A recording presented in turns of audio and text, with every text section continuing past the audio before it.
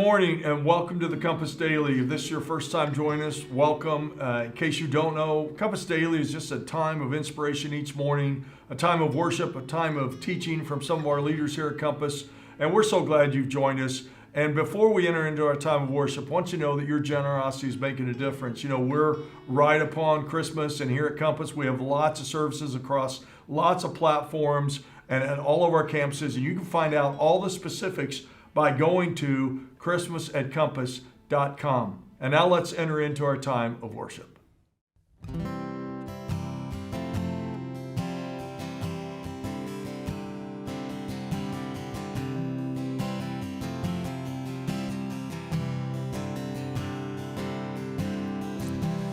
You're like starlight in the dark.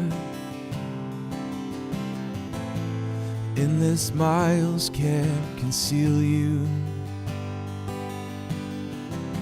And every glimmer is a spark,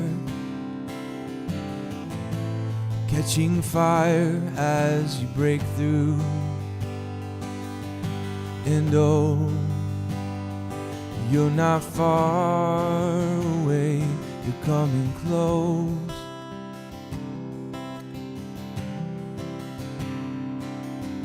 And oh, even as I wait, you're coming close.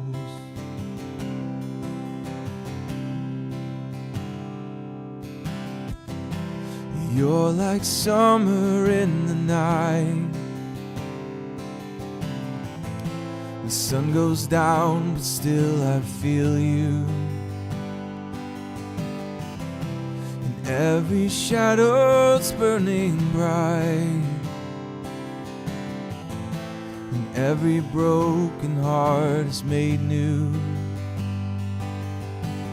No, you're not far away, you're coming close.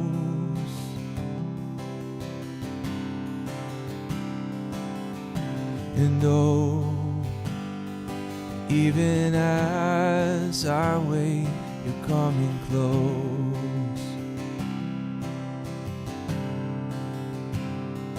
There's no heart unseen, there's no space between you and I, you and I.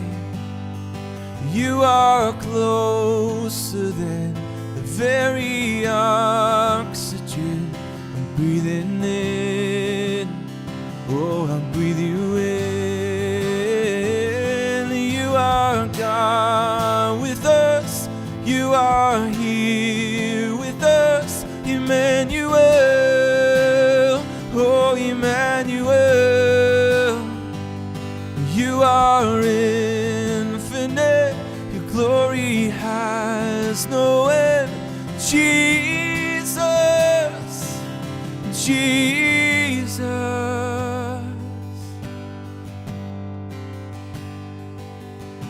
And oh, you're not far away, you're coming close.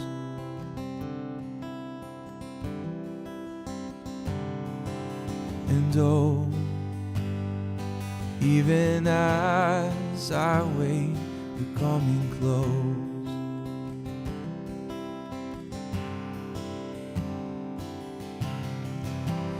You're like starlight in the dark. Endless miles can't conceal you. And every glimmer is a spark, catching fire as you break through.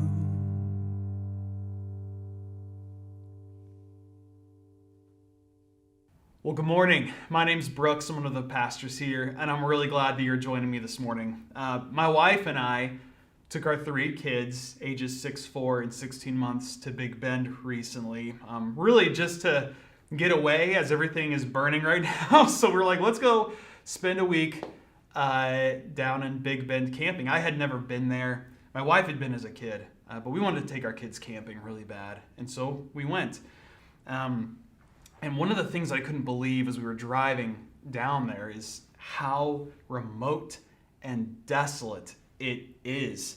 And at first I thought, okay, this is not yellow. As a national parks freak, I was like, this is not Yellowstone. This is not Yosemite with the flowing rivers and the mighty waterfalls and the, huge mountains and the pine trees and the bison and all these different animals. And I was just kind of like, what is the appeal here as we were driving in? And as we kept driving, and I was like, I really want to talk to a park ranger. So we stopped. The visitor center was open, but everything was outside. And I asked a park ranger some questions about things to see. And that's what I was trying to get at. And I asked her, so outside of being a national park status, I asked, what is it about Big Bend that brings people all the way down here? And she responded with this. She said, I'm here because in the dark, dry, remote places, the place you least expect, you'll find life. And she was right. And I couldn't believe throughout our trip all these plants and trees that were able to grow in this hot, dry desert climate. It was absolutely amazing. But in these remote, dry, dark, kind of places, you'll find life. And it reminded me of this quote from theologian Fleming Rutledge. She said, Advent begins in the dark. And how relevant is that for 2020? We're continuing this week on Advent. For those of you who aren't familiar with Advent, the word is derived from the Latin word adventus, which means the approach or arrival. And what Christians around the world celebrate during the 4 weeks of Advent is the approach or the arrival of Jesus Christ into the world at Christmas. Now, historically, Advent actually celebrated the two comings of Jesus the Messiah into the world. His first, at Christmas, of course, but then also his second coming when he returns to gather his people and to restore all of creation. And this promise or prophecy of a coming Messiah was spoken of specifically in Isaiah 7:14 when it says, Therefore, the Lord himself will give you a sign. The virgin will conceive and give birth to a son and will call him Emmanuel. This morning, I want to look at Mary, the mother of Jesus. Yesterday, Lori spoke about the virgin birth, and if you missed it, you need to go back and watch it. But today, I want to look at Mary, the person. And it's really a shame. It's sad when we look at the past 1,800 years of the church, honestly, how the church has tragically tossed around beliefs of the historical Mary. Mary has been given these super, exalted titles. In the Catholic tradition, we've placed purple robes on Mary. We put a crown on her head and exalt her above every creature on earth. We make her the perfect lady of untouched virginity and innocence. We criticize her for her passivity and her submissiveness. We make her this ideal mother, and we use her as a mediator between us and Jesus. We use her as the symbol of radical protest against the status quo. We employ Mary as a supporter of the status quo to recruit, honestly, troops into the army. And then on the other hand, with the Protestant tradition, we rarely give any thought about Mary at all, really, except until Christmas time. And rarely do we hear sermons about Mary. Maybe at a wedding you'll hear the song Ave Maria, but rarely do we think about Mary when we think about how to form Christians into mature followers of Christ. So, what can we take away from Mary as a model for the life of faith this Christmas? I believe we can absorb a really important lesson from her, and I think it's a lesson we all need to hear. We need to model in the throes of 2020. She was a model disciple in receiving God's grace. Mary, I think, is unique in that she's the only person in the history of the world, and will be, that gave birth to our Savior. But, she's also typical. When the angel comes down to her in Luke chapter 1, verse 28, and says, Greetings, you who are highly favored, the Lord is with you. The Greek word for greetings right there is charis, which means grace. So the first thing the angel says to Mary is grace. And then the angel said, "You who are highly favored." And the Greek word there is keratomena, from the Greek word charis, again, which means grace. And then later in verse 30, the angel says, "You have found favor with God." Again, that Greek word favor right there, charis, is in that same place, grace. In other words, the angel came to Mary and said to her, "Grace, grace, grace." And Mary is this model receiver of God's grace. I love this quote from Martin Luther. He says, "The love of God does not find, but creates that which is pleasing to it. The love of man comes into being through that which is pleasing to it." In other words, human love is drawn forth by the object of love. So we see something, and the object of the love, maybe something beautiful, maybe it's something attractive. For me, when I was at Big Bend, it was those mountains and seeing my wife hiking with me and my kids, and we say, "I love that person." I love that person, and then you fill in the blank. I love my wife because she does things with me that I enjoy because I enjoy them.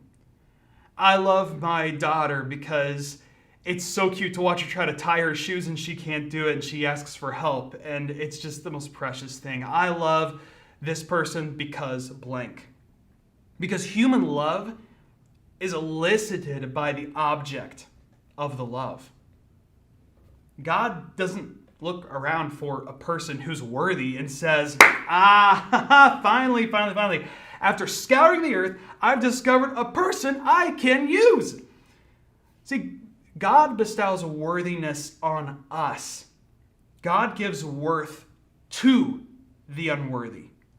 God says, "I've decided to show you grace. You can fill in your name because I am gracious." And so Mary is a model of grace received, not grace deserved. Mary is not a grace dispenser. She's a grace receiver.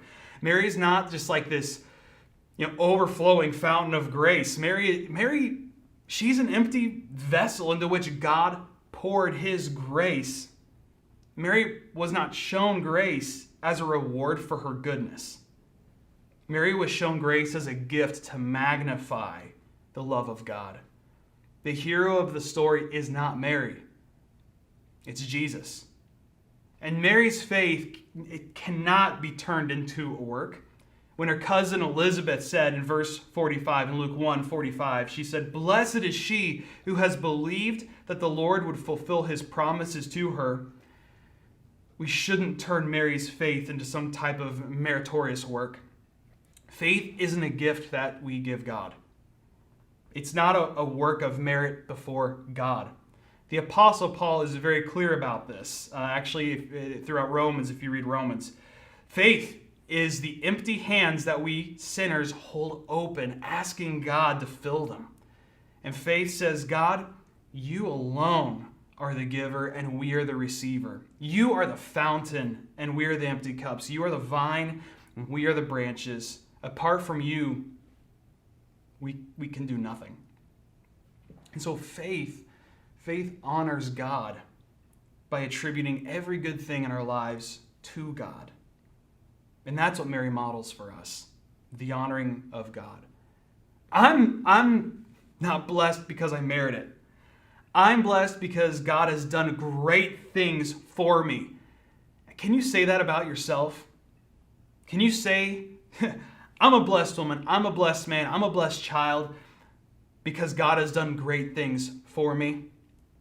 See, the church has historically taken the Bible and turned its message on its head.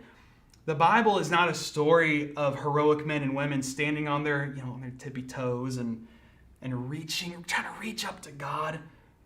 The Bible is the story of God and his grace stooping low and reaching down to men and women in need. The Bible is not a story of how through various religious disciplines you can climb a ladder up to God. The Bible is a story of how God in his great love came down from heaven and became man.